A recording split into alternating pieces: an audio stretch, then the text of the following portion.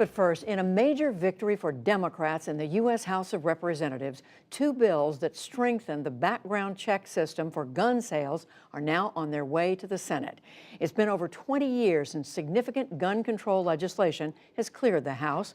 Lisa Desjardins has been reporting all this, and she joins me now. Hello, Lisa. So another busy day at the Capitol after yesterday. What would these two measures do? All right, one passed yesterday and one passed tonight. Let's look at them very quickly. First, the one that passed yesterday. This bill would basically require background checks for almost every gun sale or gun transfer in America. It allows exceptions for family members, hunting, sporting. That includes if you want to go to a shooting range, and also for law enforcement. That would not necessarily require background checks. Now, this background check bill that passed today would allow 20 days total for a background check. That's a big change, Judy, from the current, which is just 3 days. Now, that's considered the Charleston loophole. That is the situation where the massacre in Charleston, in which 9 churchgoers were killed. That gunman obtained the weapon because the background check did not come back within those 3 days, and the gun seller was allowed to sell that gun. Democrats want to raise that limit to 20 days instead. No surprise, Republicans have some big problems with these bills. They say that the restrictions go too far. In particular, they say that that kind of 20-day window for a background check is too long for victims of domestic violence, women in particular who may want to get a weapon to protect themselves. And that argument was raised on the floor today, right before the vote, to counter that. A very passionate speech came from Michigan Democrat Debbie Dingell. I want to play some of what she said. I had to hide in that closet with my siblings, wondering if we would live or die. One night, I kept my father from killing my mother. He shouldn't have had a gun. My mother went out and bought a gun. And then all of us were scared to death about her gun and my father's gun. We had 2 guns to worry about. No child, no woman, no man should ever have to go through that.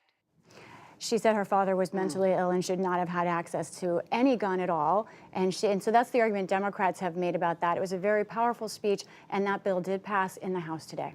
Very powerful. And as we said, Lisa, now these 2 measures passing the House, they now go to the Senate, where the last time, if I'm not mistaken, the last time there was an attempt at major expansion of background check. The Senate voted, this was after the Newtown school massacre, Newtown, Connecticut, failed. So what does it look like now? That was the Manchin-Toomey bill in 2015. It did fail. It was a close vote. And now, Judy, actually, it looks like perhaps things are even farther apart on this issue. Even Republicans like Susan Collins, who supported Manchin-Toomey, are lukewarm right now on this bill. They think that maybe it has more restrictions than we've seen in the past.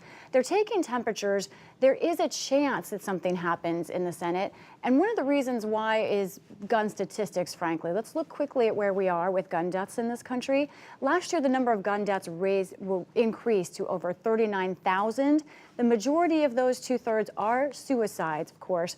But it's notable, Judy, that gun violence in this country is the second leading cause of death among our children. So here's what's interesting, Judy. When I asked House Democrats who are pushing this legislation, how do you get it through the Senate? They pointed to the children of Parkland, Florida. Of course, they lost 17 people last year in gun violence. They said these kids have been focused on us, the House. Now they're going to pay all of their attention on the Senate. They think that will be a relentless effort.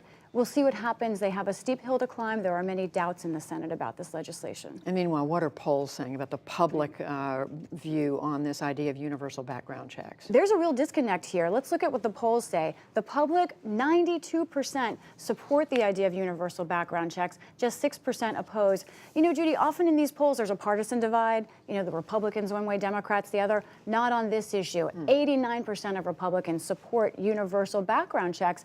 So you're seeing something where the public agrees, the Senate does not. One issue, though, might be the amount of importance the public places on this. Just 2% of Americans think that gun violence is the top issue in this country right now. Sadly, that spikes when we see large headlines about gun violence, like after Parkland, Florida. We'll see what happens, but right now there is agreement, but maybe not momentum from the public. Oh, it's so important to follow this. Lisa Desjardins, thank you very much. You're welcome.